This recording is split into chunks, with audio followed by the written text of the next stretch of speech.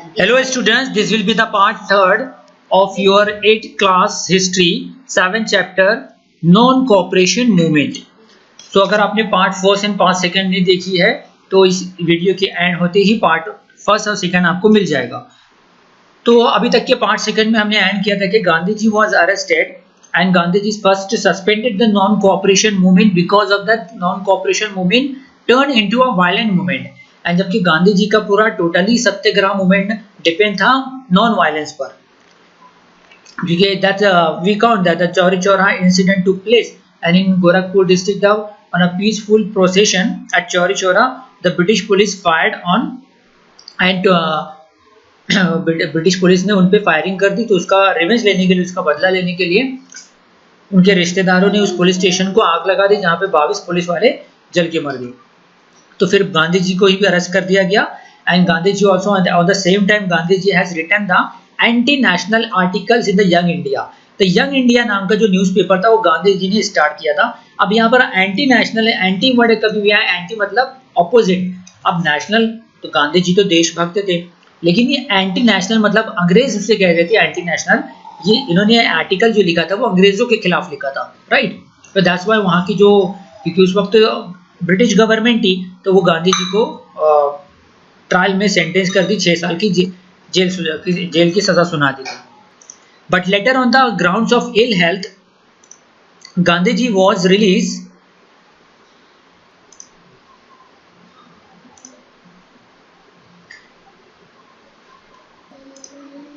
Gandhi ji was release due to ill health, मतलब उनकी हालत सही नहीं थी, बीमार होने की वजह से उनको छोड़ दिया गया था. फिर then Gandhi ji when but at that time उस वक्त बहुत से जो बीज बोए गए थे नेशनलिस्ट मूवमेंट के तो वो पेड़ बनने लगे. For example the constructive programmes which mainly include swadeshi, Hindu Muslim unity, prohibition of alcohols, removal of untouchability, popularise the use of khadi and national education etcetera, ये सारे प्रमोट हो रहे थे दिन ब दिन. अब गांधी जी आए, हमने देखा कि 1920 से 1947 गांधीयन एरा कहते हैं, लेकिन 1920 में नॉन कोऑपरेशन मूवमेंट आया. इसके बाद का चैप्टर है सिविल डिसोबीडियंस मूवमेंट जो कि 1930 से स्टार्ट हुआ था, 1930 में स्टार्ट हुआ था. Then quit India movement 1942 and at the last 1947 India got independence. तो ये जो चीज़ है, इतना गैप जो हुआ, 8 साल का जो गैप था, तो इसमें गांधी जी फोर फ्रंट नहीं थे.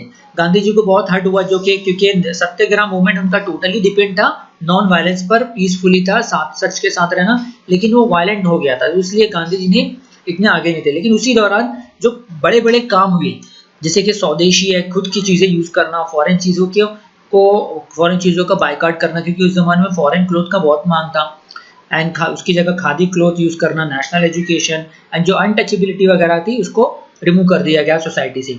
तो उसी वक्त क्या था, स्वराज पार्टी बनाई गई. Swaraj party the member of the Indian national Congress such as Chittaranjan Das and Motilal Nehru. अब ये मोतीलाल नेहरू कौन थे? Motilal Nehru is the father of the our first prime minister Jawaharlal Nehru. तो इनके पिताजी थे जवाहरलाल नेहरू के. तो उन्होंने आइडिया रखी कि अगर हम गवर्नमेंट में शामिल होके if you want to get a independence, we want to be a part of the government. तो गवर्नमेंट में शामिल होने के लिए उनको मेंबर ऑफ पार्लियामेंट बनना पड़ेगा, मेंबर ऑफ लेजिस्लेटिव असेंबली बनना पड़ेगा, एमएलए बनना पड़ेगा. उसके लिए उनको इलेक्शन जीतना पड़ेगा. तो उन्होंने इलेक्शन में खड़े हुए और इलेक्शन भी जीता.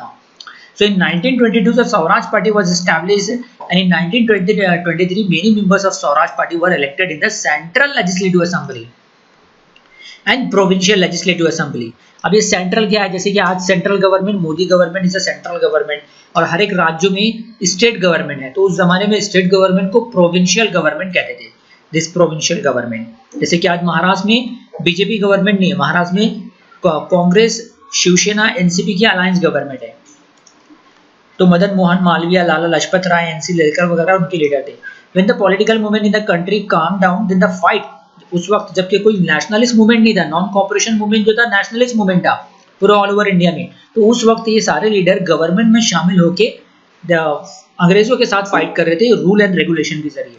ये बहुत अच्छा काम उन्होंने किया. They fight in the legislative assembly was strengthened by the Swaraj party. तो उन्होंने काम क्या किया आप देखते हैं. They severely oppose the unjust policies of the British and they demanded that responsible government should be given to India in future. उन्होंने severely oppose the unjust policy, जो कि इंडियन के साथ जो नाइंसाफी हो रही थी, बदसलूकी हो रही थी, जुल्म हो रहा था, वो अंग्रेजों को बताया और उनको उनके रूल के हिसाब से अलग करवाया, इंसाफ दिलाया इंडियन को। And they demand the responsible government, एक जिम्मेदार गवर्नमेंट इंडियन के हाथ में मिलना चाहिए आने वाले वक्त में। And they made a resolution to be pass in the legislative assembly for the release of the political leaders from prison, कि जेल से जो उनके लीडर जो जेल में बंद हैं उनको छोड़ा जाए ताकि वो राउंड टेबल कॉन्फ्रेंस में शामिल हो। अब राउंड टेबल कॉन्फ्रेंस क्या है वो नेक्स्ट चैप्टर में आप देखेंगे, सिविल डिसोबीडियंस मूवमेंट में। अब आ जाते हैं कि साइमन कमीशन क्या है। आपको इससे पहले पार्ट 2 में मैंने बताया कि फर्स्ट वर्ल्ड वॉर के टाइम में अंग्रेजों ने ये इंडियन से एश्योरेंस लिया था कि फर्स्ट वर्ल्ड वॉर खत्म हो गया तो हम आपको स्वराज सेल्फ गवर्नमेंट देंगे, लेकिन उन्होंने 19 एक्ट मॉन्टेक चैनफोर्ड एक्ट 1919 लाया। उसके तहत कुछ बहुत ही छोटी पोजीशन इंडियन के हाथ में दी, लेकिन जो फाइनेंस था जिसमें जहां से पैसे आते थे वो सारी पोस्ट अंग्रेजों के पास थी, राइट, इन शॉर्ट बता दिया मैंने। तो इंडियन ने इसके खिलाफ खड़े हुए, तो उन्होंने क्या किया, रॉलेट एक्ट लाया, वो सब हमने इसलिए पार्ट 2 में देखा। तो टू रेक्टिफाई करने के लिए 1919 एक्ट को, क्योंकि यहाँ से इंडियन लीडर का डिमांड था कि इसको रेक्टिफाई हो, तो उन्होंने साइमन कमीशन भेजा इंडिया में। लेकिन साइमन कमीशन का इंडियंस ने बायकॉट किया। Why? When the Simon commission arrived in India in 1928, the all India level पे उसका अपोज हुआ, because in that Simon commission not a single member from Indian political party was there. India से, Indian political party से India का कोई भी member Simon commission में नहीं था, इसलिए इंडियन ने साइमन कमीशन को अपोज किया, because there was not a single Indians in the Simon commission, that's why Indian oppose the Simon commission. ये क्वेश्चन आ सकता है कि why Indian oppose the Simon. इसके प्रोटेस्ट में बहुत सारी जगह से रैली निकाली जा रही थी, वहीं पर लाहौर यानी आज जो पाकिस्तान में है, उस वक्त इंडिया का हिस्सा था, तो वहां पर रैली निकाली गई। तो वहां पर उसका लीड कर रहे थे लाला लाजपत राय। तो उस रैली को, इन दैट रैली वाज लाठी charge by the British police. तो उस लाठी चार्ज में लाला लाजपत राय इंजर्ड हो गए और उस इंजर्ड के ताब ना लाकर वो उनका डेथ हो गया। तो मरते वक्त उन्होंने कहा कि every blow on my body will prove a nail in the coffin of the British empire, यानी कि कॉफिन समझता है जहां क्रिश्चियनों को अगर दफनाते हैं मरने के बाद, तो वो एक बॉक्स में रखते हैं, तो उस बॉक्स को कॉफिन बोलते हैं। तो उन्होंने कहा कि मेरे ऊपर हर जो जख्म है, जो भी इंजरी है, तो वो हर एक नेल साबित होगा हर एक ब्रिटिश कॉफिन में, ब्रिटिश एम्पायर के कॉफिन में, कि ब्रिटिश एम्पायर बहुत जल्दी खत्म होने वाला है। नाउ नेहरू। अब नेहरू रिपोर्ट क्या है? Nehru report, it is the given by the Pandit Motilal Nehru, the father of the our first prime minister Jawaharlal Nehru. उन्होंने ये रखा कि उस वक्त क्या था कि अंग्रेज इंडियंस को चैलेंज करते थे। You can see that Birkenhead, secretary of the state of India, उन्होंने इंडियंस को चैलेंज करा था कि अगर हम तुमको आज़ादी दे भी दे तो तुम कैसे रूल करोगे इतने बड़े देश को, तुम्हारे पास तो कुछ रूल एंड रेगुलेशन भी नहीं है। तो इंडियन लीडर्स ने चैलेंज कबूल किया कि we will prepare our constitution. हमने सिविक्स में पढ़ा ना, constitution means the rules and regulation to govern any country, to establish the self government in the colony, self-government in the colonies of India and implement adult franchise system, linguistic division of provinces, such proposal were put of this report। तो यानी कि आप देख सकते हो कि आज भी जो हमारे स्टेट बनी हुई है वो सारे languages spoken in their area, जैसे महाराष्ट्र में मराठी बोली जाती है, गुजरात में गुजराती, तमिल में तमिलनाडु बोली जाती है, तमिलनाडु में तमिल बोली जाती है। तो ये डिमांड आज से 150 साल पहले, तो ये सारी चीजें नेहरू रिपोर्ट में शामिल की गई थी।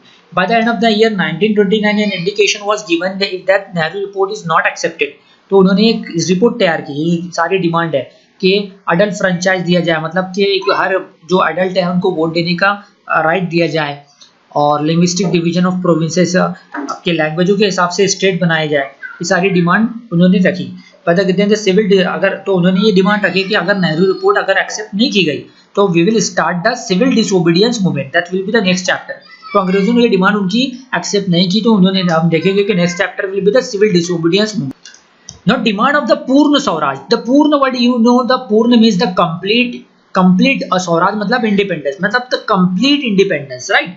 The meaning of the Purna Swaraj मतलब द कंप्लीट इंडिपेंडेंस। अब उस जमाने में क्या था कि बहुत सारे जो ओल्ड लीडर थे, लाइक जवाहरलाल नेहरू के ही पिताजी मोतीलाल नेहरू और जितने भी पुराने लीडर थे, और ये चाहते थे कि अगर अंग्रेज हमको डोमिनियन स्टेटस भी दे दे तो हम उसको एक्सेप्ट करेंगे। लेकिन जो यंग लीडर थे लाइक पंडित जवाहरलाल नेहरू, और first prime minister Subhash Chandra Bose, they wanted that we don't want a dominion status. अब डोमिनियन स्टेटस का मतलब क्या है पहले जान लो। Dominion status means the British will continue rule over India, and apart from there was simultaneously Indian government also ruling to India. कि दो गवर्नमेंट रहेंगी, ब्रिटिश गवर्नमेंट भी रहेगी, इंडियन गवर्नमेंट भी रहेगी. लेकिन इंडिया, ये सारे जो यंग लीडर थे वो बोलते थे नहीं, ब्रिटिश हमको धोखा देते आए हैं, वो अभी भी धोखा देंगे. We want a Purna Swaraj, we want a complete independence. So in a Lahore session in 1913, on 31st December 1929, Pandit Nehru unfurled the tricolor flag and resolution was passed on 26 January, declared to be celebrated as a Independence Day. तो 1929 को 26 जनवरी 1929 को ये बोला गया कि हम 1930 को है, ये 26 जनवरी 1930 को इंडिपेंडेंस दिन मनाया जाएगा. और उसी वक्त जवाहरलाल नेहरू ने ट्राइकलर तिरंगा लहराया और बोला कि हमारे यहाँ आज़ादी का दिन होगा. लेकिन उस वक्त अनफॉर्चुनेटली अंग्रेजों ने हमको आज़ादी नहीं दी. उसके 17 साल बाद यानी कि 1947 15 अगस्त 1947 को वी गॉट इंडिपेंडेंस. तो अब इसीलिए जब कॉन्स्टिट्यूशन हमारा आज़ादी के बाद 2 साल लगे कॉन्स्टिट्यूशन बनने के लिए, 2 साल 2 महीने, जब कॉन्स्टिट्यूशन बन के तैयार हुआ तो हमारे लीडरों ने डिसाइड किया कि 26 जनवरी को ही हम हमारे कॉन्स्टिट्यूशन को इम्प्लीमेंट करेंगे. तो इसलिए 26 January we celebrate as a republic day. So this is our explanation. I hope you understand well. Now question answer देखते हैं. Gandhi ji began his career from South Africa. Then the farmer started the no tax movement in Kheda. As per protest Jallianwala Bagh, Rabindranath Tagore written the title of Sir. Question: which restriction were put up on the black in the South Africa? They need to carry the identity card. ये restriction था, जबकि गोरों लोगों पे नहीं था. Where did the Gandhi ji launch the first satyagraha in India? Champaran. Answer is Champaran. Which officer gave General O'Dwyer gave the order of firing on the Jallianwala Bagh? Explain the philosophy of Satyagraha. The philosophy of Satyagraha is based on the non-violence or insistence of truth to put the demands in front of the opponent in a peaceful manner. That is the philosophy of the Satyagraha. Satya means truth, Gra means gather. Why was the Swaraj Party was formed? The Swaraj Party was formed to criticize the government in a constructive way. That's why the Motilal Nehru and Chittaranjan Das formed the Swaraj Party. Next question, Rowlatt Act was opposed by the people of India because the Rowlatt Act, due to Rowlatt Act has given the right to the British government to arrest anybody anytime without any trial and without any warrant. That's why the Rowlatt Act was known as also Black Act. Now Gandhiji suspended the non-cooperation movement because the non-cooperation movement turned into a violent movement because of the Chauri Chaura incidents at the Gorakhpur district.